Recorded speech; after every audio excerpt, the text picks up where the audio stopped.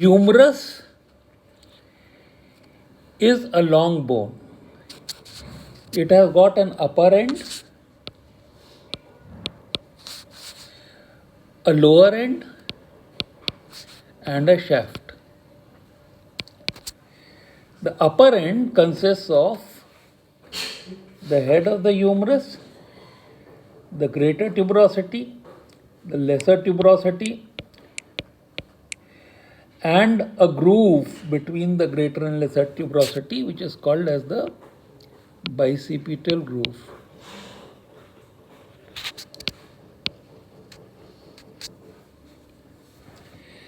The shaft of the bone, humerus, is basically triangular. It has got an anterior border, a medial border, and a lateral border.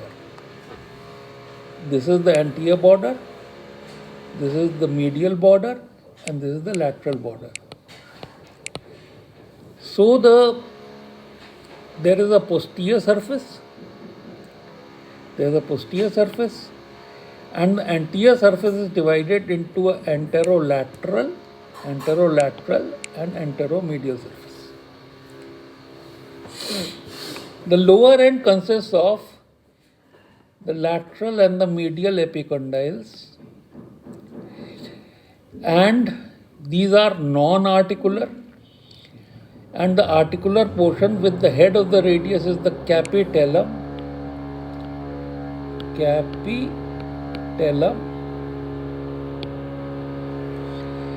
and with the ulna there is the trochlea.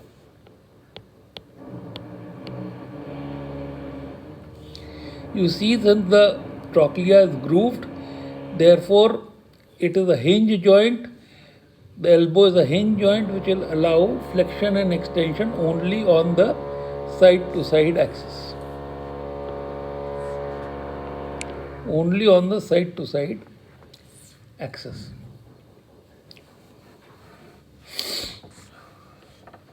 If you see the posterior side of the humerus,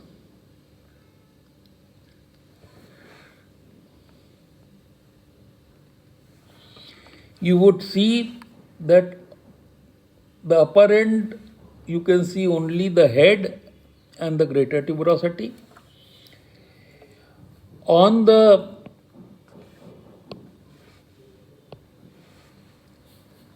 lateral border, you can see this irregularity here, which is the deltoid attachment of the deltoid. So it's called the deltoid tuberosity.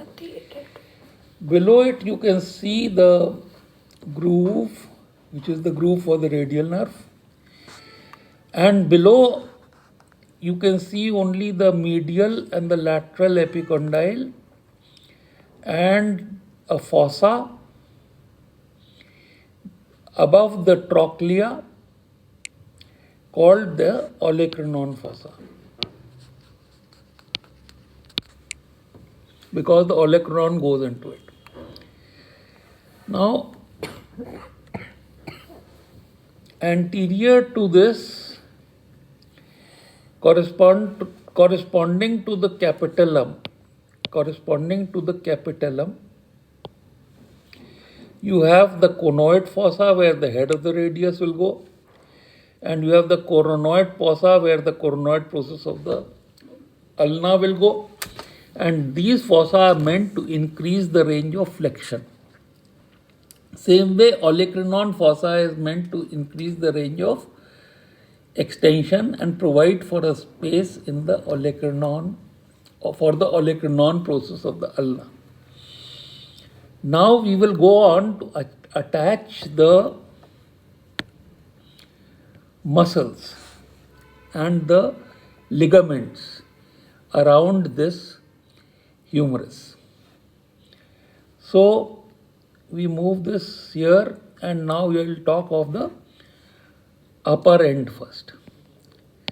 So the first structure to get attached to the upper end is the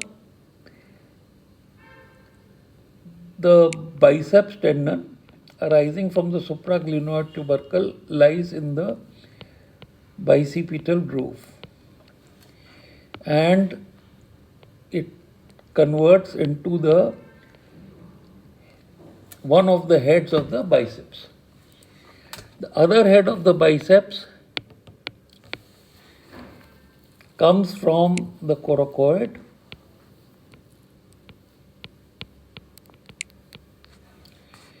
and that forms the other head of the biceps tendon. Another muscle coming from the coracoid and getting attached to the middle of the middle arm is the coracobrachialis. The biceps tendon is plastered to the bicipital groove by the extension of the capsule, which is the bicipital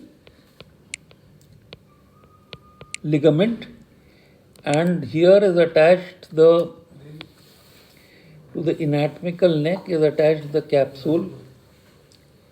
There is a lax part of the capsule here, and they go and get attached to the glenoid cavity. So all this will be covered by the glenoid. All this is covered by the capsule. Now, if you see anteriorly from the anterior surface of the scapula attached to the lesser tuberosity is the subscapularis muscle. Then from the lateral border of the upper part of the lateral border, going behind the lax part of the capsule, attached on the lowest part of the greater tuberosity is the T of the, which is the teres minor, and above it is attached the infraspinatus, and above that the supraspinatus. So the sit structures are attached to the greater tuberosity. Now, the teres major arises from the lateral part of the lateral border of the scapula and is attached to the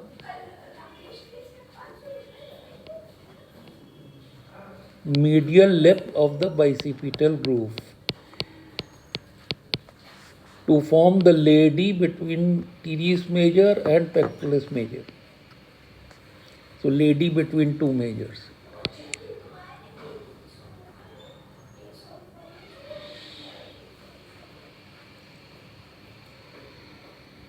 And the latissimus dorsi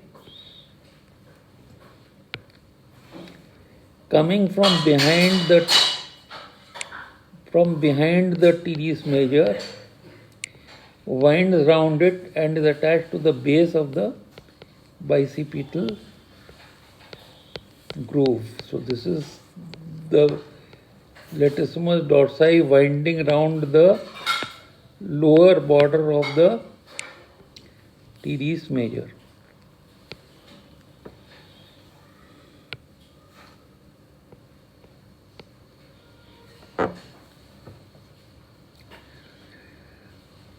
And to the outer lip is attached the pectoralis major. So here you have completed the lady between the pectoralis major and teres major. Now we move on to the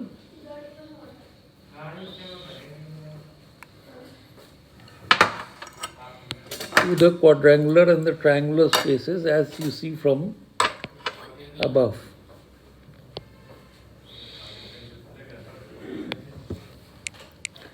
Lax part of capsule, teres major behind it, and subscapularis in front of it.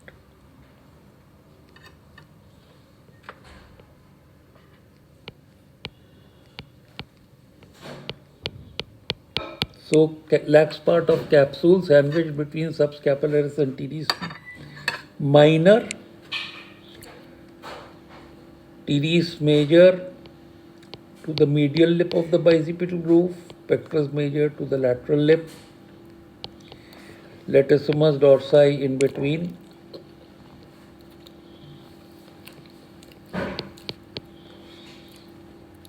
and we place the long head of triceps arising from the infraglenoid tubercle.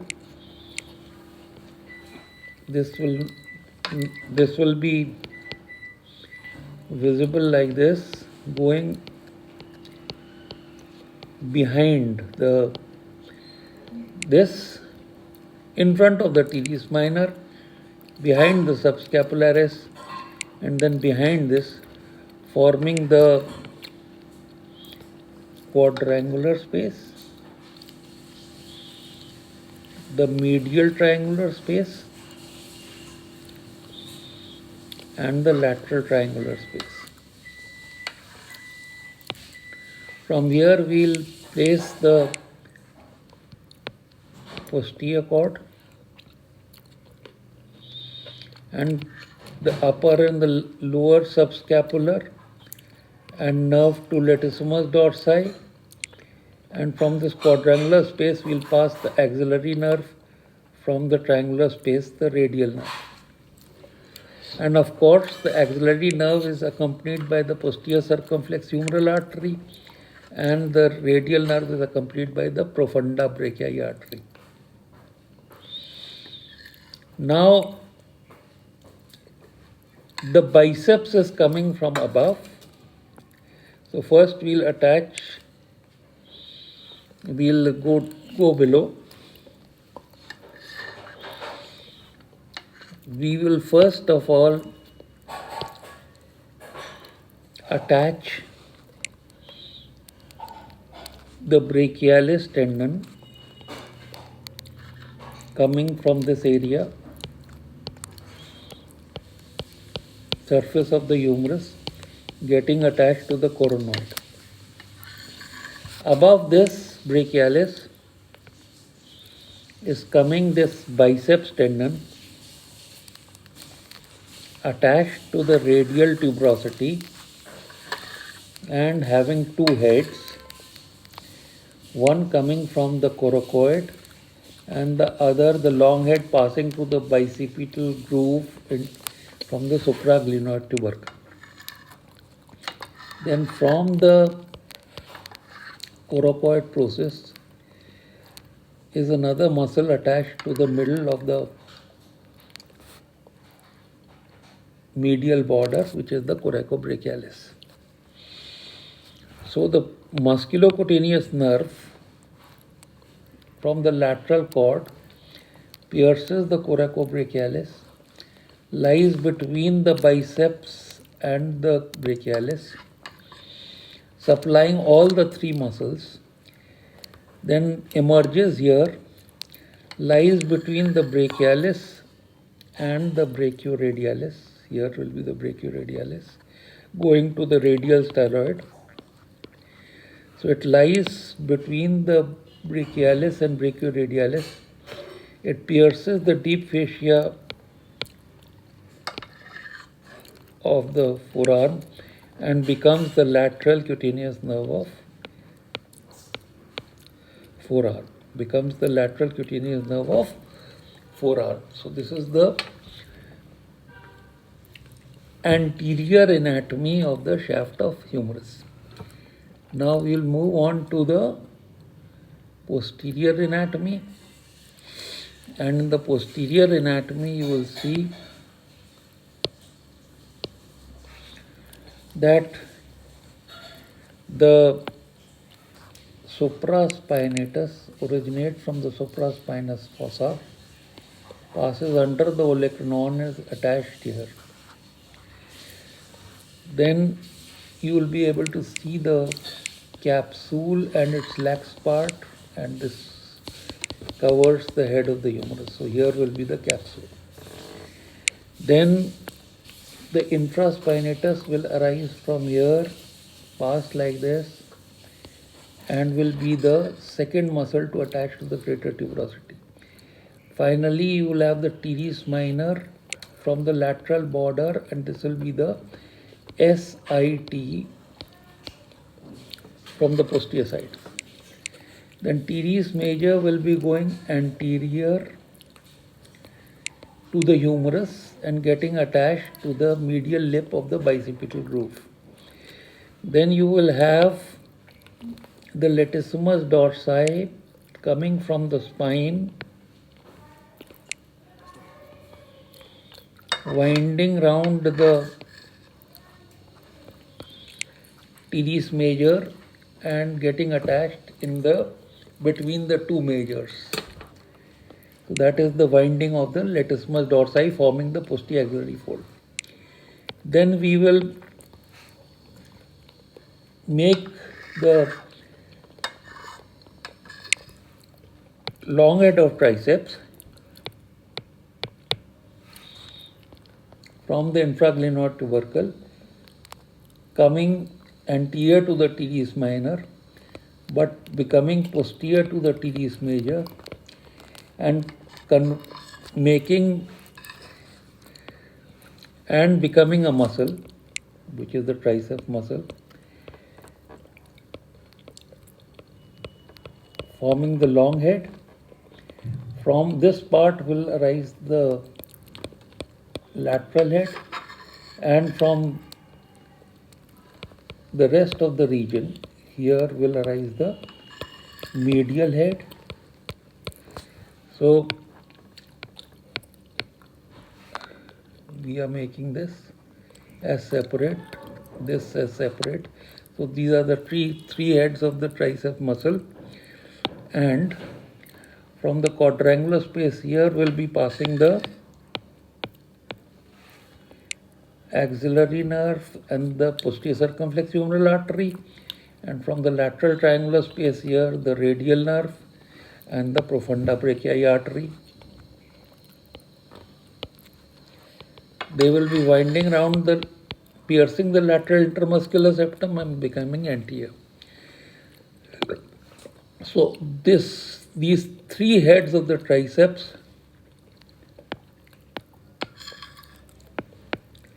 come and get inserted onto the olecranon, and from the medial epicondyle to the olecranon is the posterior part of the ulnar collateral ligament, from which arises a muscle which is called as the flexor carpi ulnaris, and the ulnar nerve lies under the triceps, emerges from under the triceps here, then goes under this posterior part of ulnar collateral ligament to lie under the flexor carpi ulnaris and superficial to the flexor digitorum profundus. So this is the flexor carpi ulnaris, and here is arising the flexor digitorum profundus. So the nerve lies between the flexor carpi ulnaris and flexor digitorum profundus. So this is the course of the ulnar nerve. Then there is a muscle which arises from the lateral epicondyle and is inserted on the posterior border of the ulna, and this muscle is called as the anconius. And in the rest of the part, the medial epicondyle will give rise to muscles of the extensor compartment, which will dorsiflex the wrist, MP joints,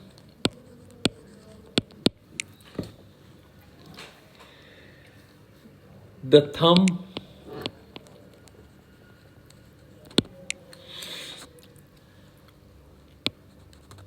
and also abduct the thumb.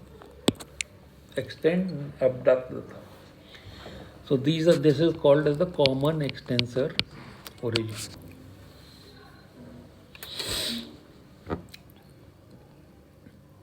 On the flexor side, on the anterior side, the lateral epicondyle will give rise to flexors. They will be what is called as the annular ligament, which binds the head of the radius to the coronoid. There will be the capsule,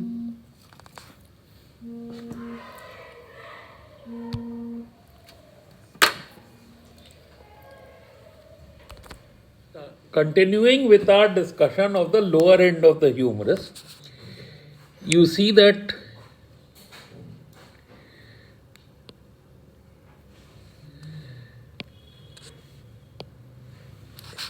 these are the supracondylar ridges. These are the supracondylar ridges. Then there is the medial and lateral epicondyle. These are outside the capsule, the lateral and the medial epicondyle. Then you have the capitulum, which articulates with the head of the radius, and trochlea, which is notched and which articulates with the upper end of ulna, consisting of the coronoid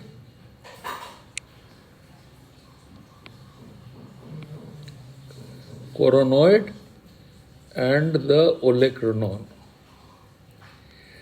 So this is the trochlea, which is articulating with the olecranon and the coronoid. Now, above this, if you see a larger view, you will find that the coronoid, when the elbow flexes, will go into the coronoid fossa, and the head of the radius will go into the conoid fossa. So the coronoid will go into the coronoid fossa, and the head of the radius will go into the conoid fossa, so coronoid and conoid fossa, and the olecranon will go into a fossa here on the posterior surface of the humerus, which is the olecranon fossa. Thus, a very high degree of flexion and extension is allowed at the elbow joint. And since you see that the trochlea is notched like this, and so is the upper end of the ulna, therefore movement only on one axis is permitted, that means flexion extension axis. And that's why this joint is called as a hinge joint.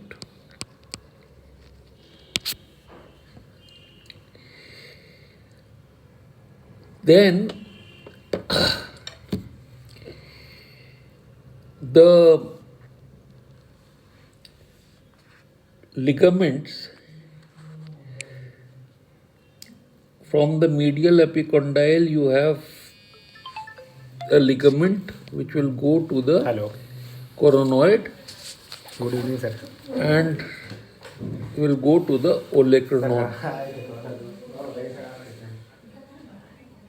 And then there will be a ligament which connects the olecranon and the conoid. So these are the three components of the medial collateral ligament. Now, a muscle arises from the coronoid, from the medial epicondyle, goes into the posterior part of the ulnar collateral ligament, and this forms a muscle like this, going to the olecranon and the upper border of ulna. So it forms a muscle like this, which arises from the medial epicondyle, the posterior part of ulnar collateral ligament, and the olecranon process and the upper 1/4 of posterior border of ulna.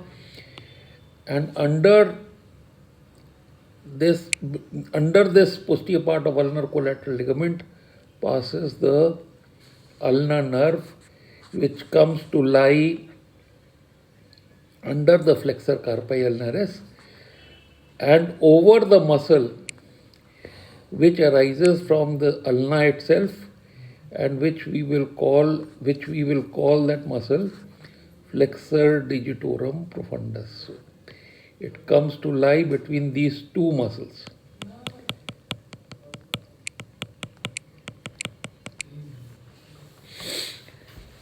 And this canal through which the ulnar nerve passes is called as the canal of Cannon.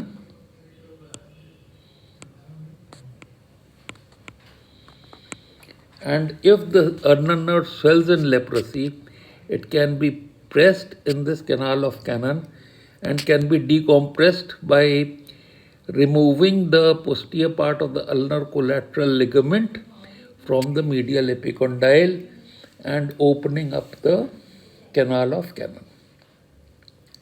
So that about the ulnar collateral ligament.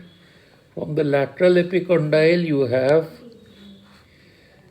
the lateral collateral ligament, and the upper part of the coronoid process holds the head of the radius. We'll try to make the head of the radius here, and we'll try to make the coronoid and the olecranon like this, and this is grooved, as you know, and the head of the radius is held by the annular ligament like this, and the base is covered by the quadrate ligament. So this is the superior radio-ulnar joint. Now, from the annular ligament, you have the capsule which will cover the conoid and coronoid fossa. So all this is finally covered by the capsule on this side. So after this, there is the muscle origin, which you can see from in front. The biceps will get inserted into the radial tuberosity, and the brachialis will get inserted into the coronoid process. From here will arise a muscle which is called as the brachioradialis, which will get inserted in the radial styloid. And under the brachioradialis on the lateral condyle is the common extensor origin. Same way, on the medial condyle will be the common flexor origin. Now, what we'll do is that we'll turn this around to show you the posterior part, and as you see this posterior part, you can see this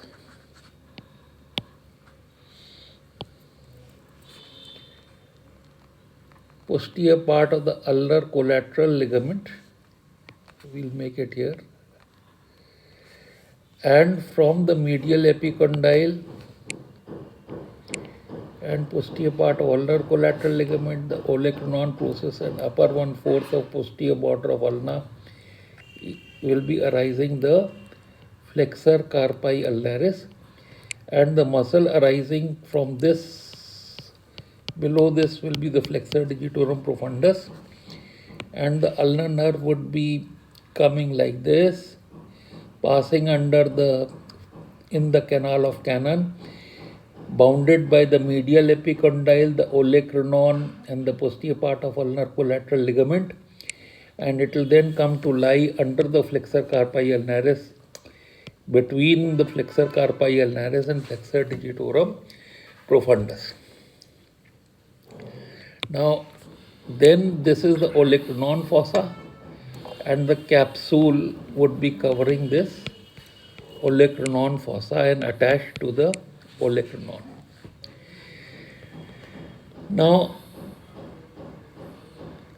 the common flexor origin will be on the anterior side of the medial epicondyle. But the common extensor origin would be from the posterior surface of the lateral condyle. What you can see here is the lateral collateral ligament, and this is the annular ligament. So this capsule will be attached to both. Now, one of the tendons that arises from this is the onconius, and this onconius is attached to the posterior border of the ulna. So this muscle is the onconius, and from the posterior border arises another muscle which goes around the radius, which we will call the supinator. So it goes around the radius and is attached to the supinator crest. So this is the direction of the muscle. Okay, it will be attached to the supinator crest. So this is the supinator muscle. It will actually supinate